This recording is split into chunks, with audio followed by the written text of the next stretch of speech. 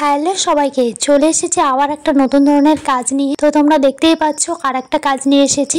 এটা হবে হোয়াইট কালারের শাড়ির উপরে। চলো এটা আজকে কিরকম ডিজাইন করি সেটাই আজকে তোমাদের সঙ্গে শেয়ার করব। তো দেখো, প্রথমে আমি এখানে কলকা টাইপের একটা ডিজাইন দিয়েছিলাম। তোমরা তো এর আগে দেখেইছো আমি যে জেঠুমনির শাড়ি করেছিলাম, সেই জেঠুমনিরই শাড়ি এটা আবার আমাকে দিয়েছে। তো ওই জেঠুমনির এত পছন্দ হয়েছিল শাড়িটা, জেঠুমনি আরেকটা শাড়ি দিয়েছে। তো উনি আমাকে বলেছিল যে সেম ডিজাইনেরই করে দিতে। ওই শাড়িটা ছিল পদ্ম ফুল, তো আমাকে বলেছিল এখানে শিউলি ফুল দিতে। আর তারপরে তো আমি হ্যাঁ বলে দিয়েছি। তারপরে যখন আমি এখানে কাজটা শুরু করেছি, তখন আমি ভাবলাম যেহেতু শাড়িটা একদমই সাদা, তো আমি এখানে সাদা শিউলি ফুল কিভাবে দিব। ওনাকে জিজ্ঞাসা করলাম আমি কি এখানে লাল কালারের শিউলি ফুল দেবো। তখন উনি বললো যে না, লাল কালারের শিউলি ফুল দিলে একদমই ফুটবে না, তুমি এটাকে একটুখানি মাল্টি কালার করে দাও। উনি তো আমার মাথাটা পুরো ঘুরে গেছে, মাল্টি কালার এটা আমি এখন কিভাবে করবো, যেহেতু এখানে রেড কালার আগেই আমি দিয়ে দিয়েছি। আমি ভাবলাম যে ঠিক আছে, আমি যেহেতু কাজটা যখন নিয়েছি তখন তো আমাকে এটা কমপ্লিট করতেই হবে। তাই আমি এখানে বুদ্ধি বের করে আগে যেহেতু আমি এখানে রেড কালারটা ইউজ করে ফেলেছি, এখন সেটার মধ্যে এখন মাল্টি কালার দেওয়ার চেষ্টা করব। আসলে আমার না ছোটবেলার থেকে রং তুলে এতটাই ভালো লাগে, যাবো একটা হয়ে যায় আর একটা, আমার সঙ্গে সবসময় হয়।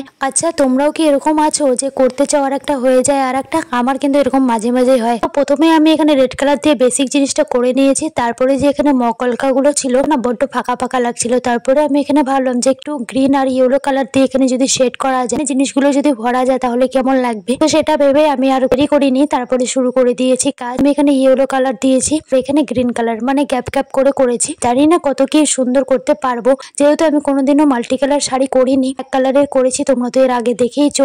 ওই শাড়িটা না ওই জেঠিমনি অনেকটাই পছন্দ হয়েছে, তাই আমাকে বলেছিল যে রেড কালারে আর একটা করে দিতে। আর যেহেতু এখানে শিউলি ফুলটা ভালো লাগবে না রেড কালারের, তাই আমি এখানে বুদ্ধি করে কালারফুল করে একটু ভারী কাজ দেওয়ার চেষ্টা করেছি। আমাকে বলেছিল যে তুমি এখানে শিউলি ফুল বাদ দিয়ে ছোট ছোট একটা ফ্লাওয়ার দাও, যাতে ভালো লাগে, একটু মাল্টি কালার যাতে হয়, যাতে আমি সব রকমের ওকেশনে পড়তে পারি বা যে কোনো ব্লাউজ দিয়ে যাতে আমি ক্যারি করতে পারি। তো এরকম ধরনের কিছু একটা করে দাও যাতে আমি সব ওকেশনে পড়তে পারি। তো সেই কথা মাথায় রেখে আমি এখানে কাজটা করেছি। জানি না কত কি করতে পারবো, তো তোমরা পুরো ভিডিওটা দেখো, তাহলে তোমরা বুঝতে পারবে। শাড়ির পাড় আর এখানে আঁচলটা আমি করে ফেলেছি। এখন আমি একটু শাড়ির জমিনের মধ্যে ছোট ছোট ফ্লাওয়ার দিচ্ছি। হ্যাঁ, আমি এখানে একটু সবুজ ফুল করেছি, আর ইয়েলোটা আমি এখানে একটু ছোট্ট একটু মাঝখানে দিয়েছি যাতে আর একটু ফোটে কালারটা। তো যেহেতু আমি এখানে ডার্ক দিয়ে করেছি, তার জন্য আমি এখানে লাইট শেডটা মাঝখানে দিয়েছি।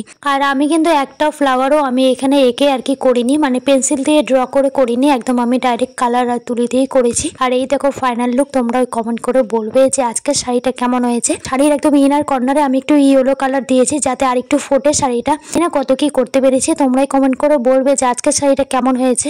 আর আঁচলের মধ্যে ফ্লাওয়ারের মাঝখানে মাঝখানে আমি একটু কালারফুল ছোট ছোট ডট দিয়েছি যাতে শাড়িটা আর একটু ফোটে, মানে আঁচলটা যাতে আর একটু সুন্দর লাগে। আর এই যে জমিনটা একদমই ছোট ছোট ফ্লাওয়ার দিয়েছি, আর সিম্পলের মধ্যে রাখার চেষ্টা করেছি। আমার মনে হচ্ছিল যে এটাই ভালো লাগছে।